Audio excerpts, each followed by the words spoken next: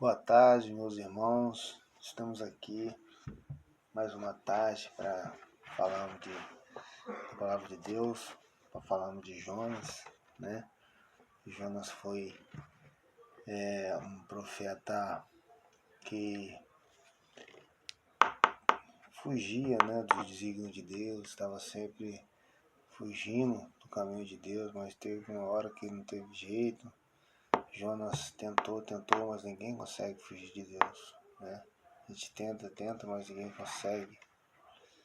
E vamos estar dando uma passada aqui na palavra de Deus para falar a respeito de Jonas, né? A respeito de como Jonas foi teimoso, né? De como ele tentou fugir do propósito que Deus tinha com ele, mas infelizmente a gente não consegue fugir do propósito de Deus, né? Você pode correr, você pode tentar, mas uma hora a palavra de Deus ela te puxa, ela te, sabe, não tem como você fugir do propósito de Deus, infelizmente não tem, tá? Para você que tá aí tentando fugir do propósito de Deus, eu tenho uma coisa para te dizer, irmão.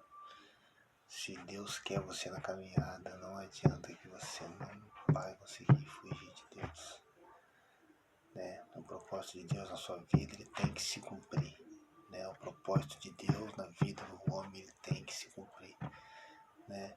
Em nome do Senhor Jesus. Então, vamos estar dando uma passada lá em Jonas, né? No livro de Jonas, que diz assim: a vocação de Jonas e sua fuga e o seu castigo. E veio a palavra do Senhor a Jonas, filho de Amital, dizendo: levanta-te, vai à grande cidade de Nínive, e se ama contra ela, porque a sua malícia subiu até mim. E Jonas se levantou para fugir de diante da face do Senhor, para Tarsis, e descendo a Jope, achou que um navio ia para Tarsis. Pagou, pois, a sua passagem e desceu para dentro dele, para ir com eles para Tarsis, de diante da face do Senhor. Então aqui Jonas ele já começou a querer fugir dos desígnios de Deus, né? Ele já achava que ele ia conseguir fugir, que ele ia conseguir se esconder da palavra de Deus, da presença de Deus, e ele não conseguiu fazer isso em momento algum, né? Então vamos continuar a leitura, né, irmãos, para a gente dar continuidade à palavra. Mas o Senhor mandou ao mar um grande vento, e fez-se no mar uma grande tempestade, e o navio estava para quebrar-se. Então temeram os marinheiros e chamavam cada um ao seu Deus, e lançavam ao mar as fazendas que estavam no navio, para o aliviarem do seu peso.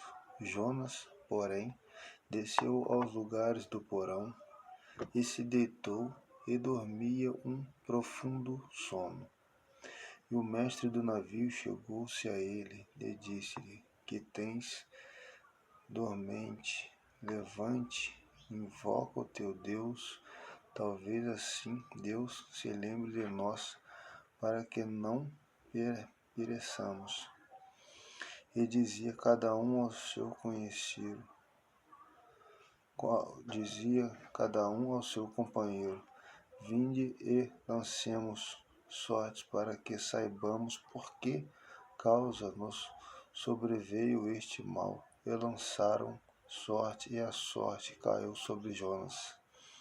Então lhe disseram: declara-nos tu agora por que razão nos sobreveio este mal, que ocupação é a tua, e de onde vens, qual é a tua terra, e de que povo és tu? Ele disse: eu sou hebreu e temo ao Senhor, o Deus do céu, que fez o mar e a terra seca.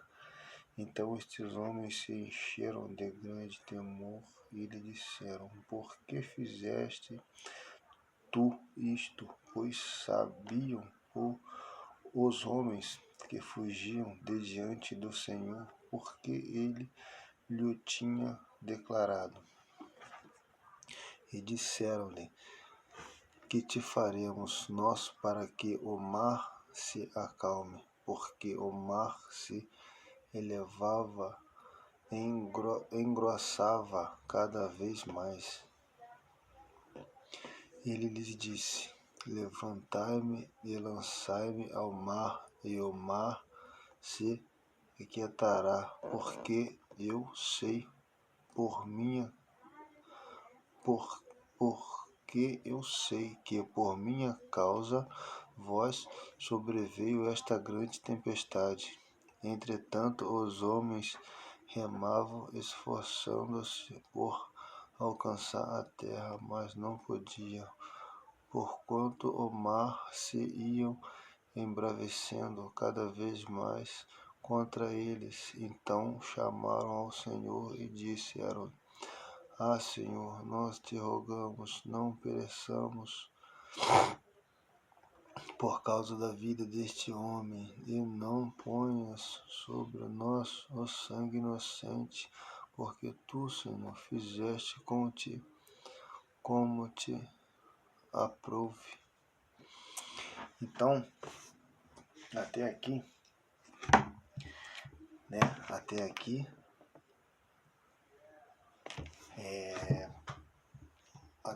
Jonas estava o tempo todo tentando fugir, né, da palavra de Deus, do propósito, onde que Deus tinha colocado ele nessa missão, né, dele ir até naquela cidade, né, da cidade de Nínive, né, para poder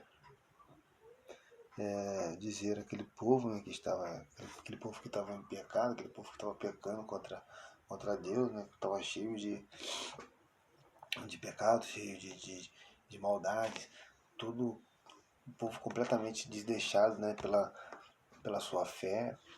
Então, Deus tinha dado esse propósito a Jonas, né, tinha dado essa missão a Jonas, e Jonas ele não quis cumprir com esse papel, né, ele tentou fugir, né, do caminho de Deus, do desígnio, mas infelizmente não tem condições, não tem como a gente correr, a gente fugir do propósito de Deus, né? Tanto é que o que aconteceu? Jonas tentou, e ele foi para esse navio, ele tentou a todo momento fugir da palavra de Deus, mas ele não teve como ele fugir, né?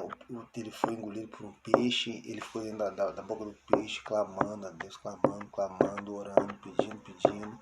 Então Deus deu mais uma chance, o peixe cuspiu ele na praia, né?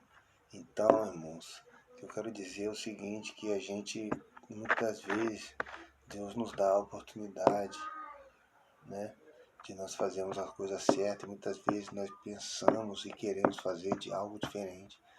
Então, o que eu deixo para vocês, irmãos, é que não faça as coisas diferentes, não faça aquilo que Deus não pediu para você fazer, né? Sempre faça aquilo que Deus pediu para você fazer, nunca faça ao contrário do que Deus quer, do que Deus tem propósito na sua vida, né? Então, procure sempre estar fazendo a coisa certa, procure sempre, né, vocês que estão no caminho de Deus, vocês que são cristãos, procuram sempre estar fazendo a coisa certa. Eu estou começando agora também, né, no cristianismo, nessa parte, né, cristão, agora estou começando a entender agora melhor a Bíblia, né?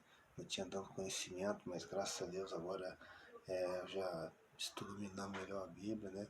Eu venho de uma situação complicada que é a dependência, né? A dependência química, passando por um processo complicado. Agora que eu saí de uma clínica, estou tendo o acompanhamento espiritual, então agora que eu estou praticamente vivendo, né, irmão? Vivendo, né? Porque quando a gente está nessa questão de dependência química, a gente fica dominado, né? A gente fica dominado pelo demônio, a gente fica completamente tomado, né, por esse espírito ruim que consome a gente, né?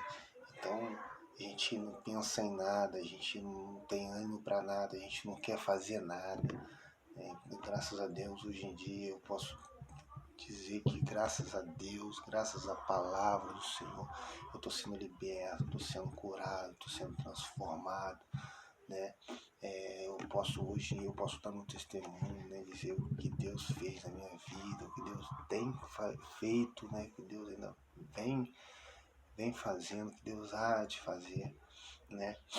Então eu gosto sempre do Evangelho quando ele é lido como era antigamente, né? O Evangelho era levado mais a sério, né? Porque hoje a gente tá, muitas pessoas estão fazendo o Evangelho de comércio, estão fazendo muitas balelas, né? Você vê que esse garoto tem feito aí nas redes sociais, aí, esse tal de Miguel, não existe, né? Falar em línguas desse jeito que ele estava falando. Falar em línguas não é assim. Isso é um dom espiritual, isso é um dom que o Espírito Santo te dá, né? Falar em línguas não é você simplesmente fazer um curso para falar em línguas, não é você. Não é assim, né? Isso é um dom que a gente tem, é o dom do Espírito, né? O Espírito Santo que sopra em nós, né? Sopra em nosso coração.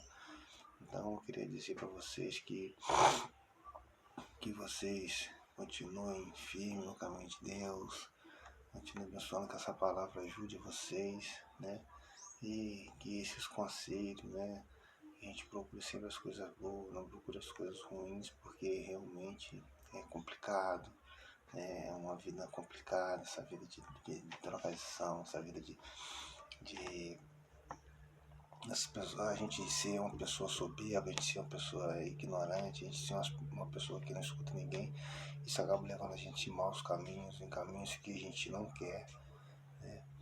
Eu estou dizendo isso por experiência própria, né? Que eu, como eu disse, eu acabei de passar por uma situação complicada, né? Situação de clínica, então eu estou voltando agora a viver, estou voltando agora a ser uma pessoa completamente revigorada nos desígnios de Deus, né? Estou voltando agora para a casa do Senhor. Então eu digo para vocês que é complicado, né? É uma parte espiritual, uma parte que a gente tem que tratar muito, que é muito complexa, é muito difícil, né? O inimigo ele vem, né? As coisas difíceis vêm, a gente tem que estar preparado, a gente tem que estar firme, né? Não só espiritualmente, mas também nas coisas do mundo, né?